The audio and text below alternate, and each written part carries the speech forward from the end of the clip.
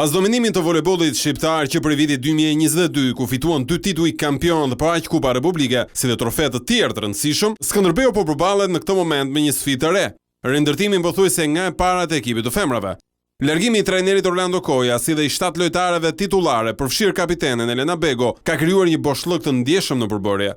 Megjithatë, trajneri i ri Olsi Hoxhallari shfaqet optimist dhe beson fort se edhe në këtë situatë të vështirë, Skënderbeu do të jetë mes ekipeve që do të luftojnë për titull. Kjo është një sfidë dhe patjetër që është e vështirë, po ne jemi këtu për t'ia dalë, kështu që besoj që ne do bëjmë diçka për ekipin tonë dhe për qytetin tonë. Ne luftojmë gjithmonë për kampion dhe në këtë situatë që jemi, prandaj unë thash që shumë e rëndësishme dhe ti the që është e vështirë dhe unë thash është e vështirë, por nuk është e pamundur. Kështu që ne do luftojmë deri në fund që Skënderbeu ta mbajë me nder këtë fanel që ka. Dhe pse jo, siç e tha dhe ju, dhe për titull kampion.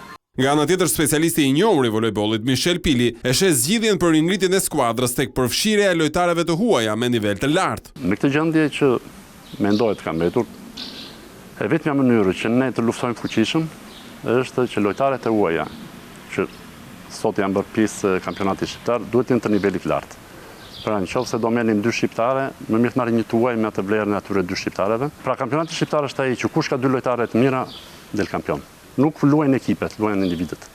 Titulli i kampion në sezonin që lan pas u fitua nga Tirana, që mundi në finale pikërisht Skënderbeun. Vajzat bardhe blu, por edhe Dinamo e Pogradeci rënditen ndër ekipet me petk favoriti në voleybollin e femrave për sezonin e ri.